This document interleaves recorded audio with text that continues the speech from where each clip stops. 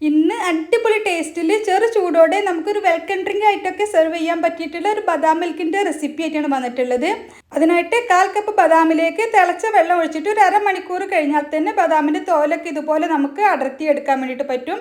ഇനി തൊലി കളഞ്ഞെടുത്തിട്ടുള്ള ബദാം ഒരു മിക്സി ജാറിലേക്ക് ഇട്ട് കൊടുക്കാം. 1/4 കപ്പ് പാലും കൂടി ചേർത്തിട്ട് നന്നായിട്ട് തരിയൊന്നുമില്ലാതെ അരച്ചെടുക്കാം. ഇനി ഒരു സോസ് പാനിലേക്ക് 250 ml കപ്പിന് 2 കപ്പ് പാലാണ് എടുത്തിട്ടുള്ളത്. അതൊന്ന് ചൂടായിട്ട് വരട്ടെ.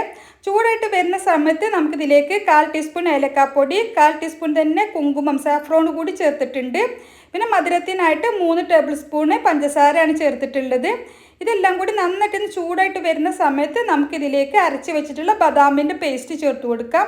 എന്നിട്ട് കൈവിടാതെ ഇളക്കി കൊടുക്കാം. നന്നായിട്ടും തിളച്ച് കഴിഞ്ഞാൽ പിന്നെ ഒരു 3-4 മിനിറ്റ് ചെറിയ ഫ്ലെയിമിൽ തിളപ്പിച്ചെടുക്കണം. നന്നായിട്ട് തിളച്ചിട്ട് കുങ്കുമത്തിൻ്റെ ചെറിയ കളറൊക്കെ ഇറങ്ങി വരുന്ന സമയത്ത് നമുക്ക് മധുരം ബാലൻസ് ചെയ്യാൻ വേണ്ടിയിട്ട് ഒരു നുള്ളു ഉപ്പ് കൂടി ചേർത്തിട്ട് ഫ്ലെയിം ഓഫ് ചെയ്യാം.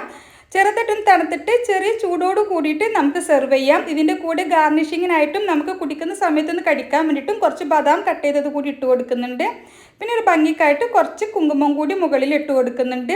അടിപൊളി ടേസ്റ്റുള്ള ഡ്രിങ്കാണ്. ഇതുവരെ ട്രൈ ചെയ്ത് നോക്കിയിട്ടില്ലെങ്കിൽ ട്രൈ ചെയ്ത് നോക്കുക. റെസിപ്പി ഇഷ്ടമായെങ്കിൽ ലൈക്ക് ചെയ്യാൻ മറക്കരുത്.